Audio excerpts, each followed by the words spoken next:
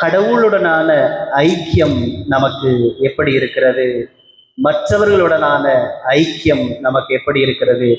திருத்துவத்தை நாம் அந்த வார்த்தையை சொல்லும் பொழுது நமக்குள்ளாக வரக்கூடிய ஒரே ஒரு வார்த்தை என்ன என்று சொன்னால் ஐக்கியம். இந்த ஐக்கியம் எனக்குள்ளாக இருக்க வேண்டும் என்று சொல்லி இந்த திருத்துவத்தை குறித்து நாம் பார்க்கும் பொழுது நாம் புரிந்து கொள்ளலாம்.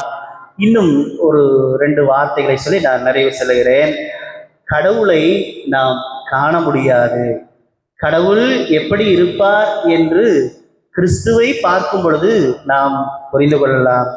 அவர் எப்படி நம்மை வழிநடத்துவார் என்று அதை தெரிந்து கொள்ள வேண்டும் என சொன்னால், நாம் நம்முடைய விருப்பப்படி அல்ல, நீர் என் வாழ்க்கையில் என்ன விரும்புகிறீரோ அதன் பிரகாரம் நடக்க என்னை அர்ப்பணிக்கிறேன் என்று சொல்லி அவர் என்ன சொல்லுகிறாரோ அதன் பிரகாரம் நம்மை அர்ப்பணிப்பதுதான் இந்த திருத்துவத்தின் ஒரு தலையாய புரிந்து கொள்ளுதலாக நாம் பார்க்கிறோம். நம்மை வழிநடத்துவதற்காக பரிசுத்த ஆவியானவர் இருக்கிறார். பிதா படைத்தார், குமாரன் மீட்டெடுத்தார், பரிசுத்த ஆவியானவர் நம்மை புதுப்பித்துக் கொண்டே இருக்கிறார். எதற்கு புதுப்பித்துக் கொண்டிருக்கிறார்?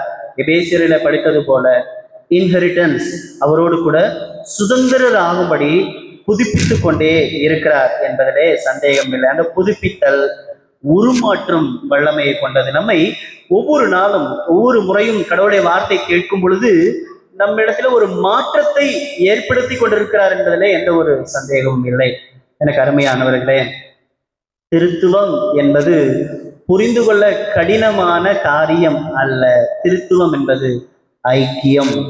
மூவரையும் தனித்தனியாக பிரித்து பார்ப்பதல்ல, மூவரையும் ஒன்றாக பார்ப்பது. ஆகவே அவருடைய வழிநடத்துதலை நாம் புரிந்து கொள்வோம், திருத்துவத்தை நாம் ஏற்றுக்கொள்வோம். இந்த ஞாயிறு அநேக திருச்சபைகளிலே இந்த திருத்துவத்தை பற்றி அநேக இடங்களிலே போதித்துக் கொண்டிருக்கிறார்கள். நாமும் நிறைய இடங்களிலே நாம் கேட்டிருக்கிறோம், ஒவ்வொரு வருடமும் கேட்டிருக்கிறோம். இந்த திருத்துவத்தை பற்றி சரியான புரிதலோடு கூட செயல்படுவோம். கர்த்தர் தாமே இந்த வார்த்தை ஆசீர்வதிப்பாராக. ஆமென்.